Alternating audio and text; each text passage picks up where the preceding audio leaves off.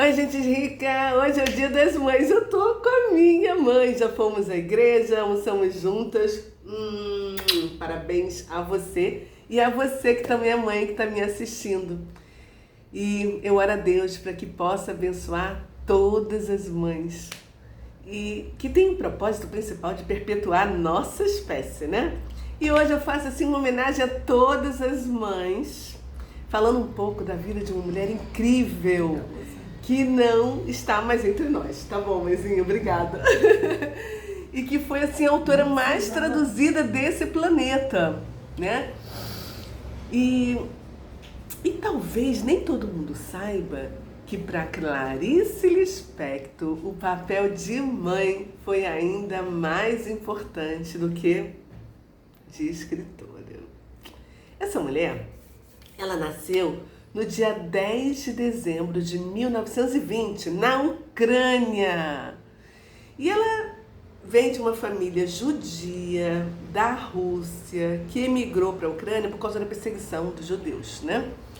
E se ela estivesse viva, faria-se nesse ano 103 anos de idade. Ela morreu um dia antes do seu aniversário, no Rio de Janeiro, em 1977, com apenas 57 anos de idade. Bem nova, né? E ela amava tanto o Brasil que ela se considerava brasileira, pernambucana. Porque ela veio para cá ainda pequenininha, né, com 2 anos de idade, e moraram em Recife. E ela nunca teve relação com a Ucrânia, a não ser o seu nascimento, né? E ela foi assim autora de romances, contos, ensaios. É considerada uma das escritoras brasileiras mais importantes do século XX e uma das figuras mais importantes do modernismo, né? E da literatura brasileira. O seu primeiro livro ela escreveu quando ela tinha 24 anos. Perto do Coração Selvagem é o título dele. Que era assim, na verdade, uma série de coletânea dos seus contos que ela juntou e fez esse livro. Se ela tivesse que escolher entre ser mãe e ser escritora, com certeza ela largaria os livros para se dedicar aos seus 2 filhos. Pedro, que é o mais velho, nascido em Berna, na Suíça, em 1948, e Paulo, o caçula, nascido em Washington, nos Estados Unidos, em 1953. Porque ela acompanhava o marido em suas inúmeras viagens e os 2 filhos viviam na barra da saia dela, que ela era uma mãezona para eles. O processo de criação dessa escritora best-seller era assim bem materno. E a gente pode verificar na frase dita por ela. Não se faz uma frase, a frase nasce. Assim fica claro, né? A união de uma mulher escritora, que é também uma mãe, e uma mãe que é também uma escritora. A sua obra literária é assim composta, né, de romances, de novelas, de contos, de crônica, literatura infantil e entrevistas diversas. E ela também foi tradutora e ghostwriter. Ela era tímida e ousada ao mesmo tempo.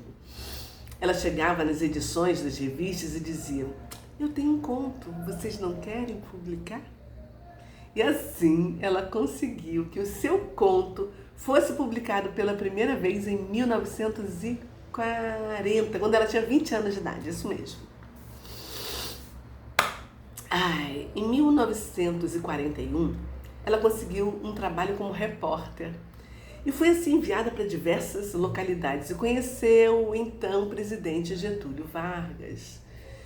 E durante as viagens dela, ela publicou vários textos, né, em periódicos de diversos lugares. Em 1943, finalmente ela obteve a naturalização brasileira dela. Em 23 de janeiro, ela casou-se numa cerimônia assim, civil, né, com Mauri Gurgel Valente, que é o pai dos seus 2 amados filhos. O filho caçula, o Paulo, ele pediu, certa vez, para ela escrever uma história para ele sobre o seu coelhinho, de nome Joãozinho. E como mãe escritora, ela atendeu o pedido do filho.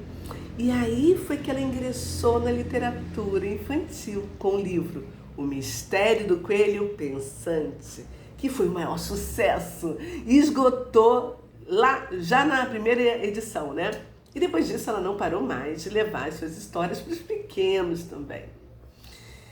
E quando o filho caçula fez 6 anos de idade, ela se separou do marido para poder cuidar e dar mais atenção aos filhos no Rio de Janeiro, pois ela não aguentava mais assim acompanhar ele, que era um diplomata, em suas inúmeras viagens, porque ela estava triste, porque estava sacrificando muito a vida dos 2 filhos, uma vez que as crianças elas não conseguiam criar nenhum tipo de vínculo, nem amizade, porque eles ficavam trocando de escola, de cidade em cidade o tempo todo.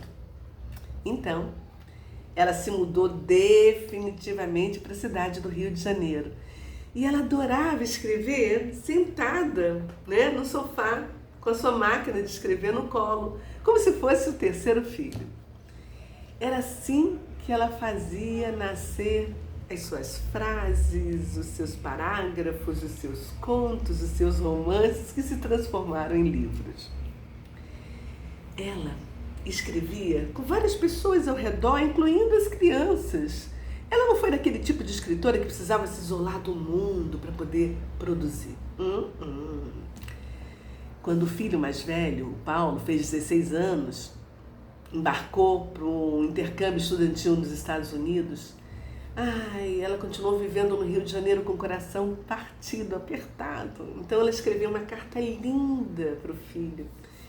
E no final ela diz, né? O meu coração te acompanhará sempre, para sempre. Deus te abençoe, tua mãe.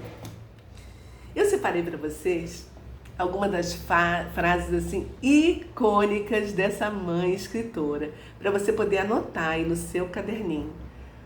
Porque a Clarice Lispector dizia o seguinte: há 3 coisas pelas quais eu nasci e das quais eu dou assim a minha vida. Eu nasci para amar os outros, nasci para escrever e nasci para criar os meus filhos. Isso ela contou numa crônica, né, com o título As 3 Experiências, que foi publicada em maio de 1968 no Jornal do Brasil. Eu adorava esse jornal. Outra frase dela: eu não queria que meus filhos sentissem que a mãe escritora era uma mulher ocupada. Eu não queria que isso nunca acontecesse. Eu sentava no sofá com a máquina de escrever nas pernas e eles, pequenos, podiam me interromper a qualquer momento. E como eles interrompiam.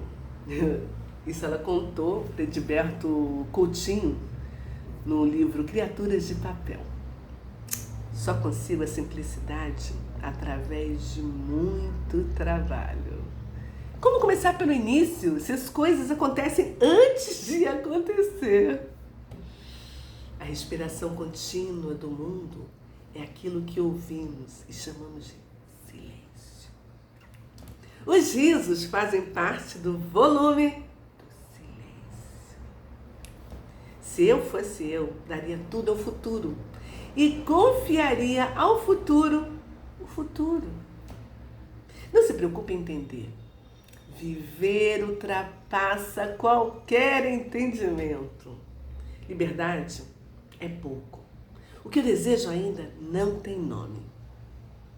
Se você não encontrar razões para ser livre, invente-as. Seja criativo. O melhor modo de despistar é dizer a verdade. Viver me deixa tão impressionada que me dá sono.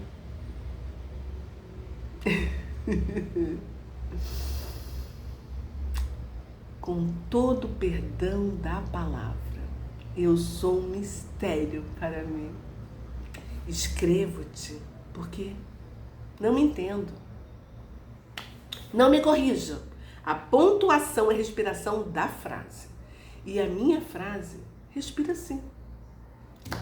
Ser feliz é uma responsabilidade muito grande e pouca gente tem coragem. Serei o que você quiser, mas só quando eu quiser. Pensar é um ato. Sentir é um fato.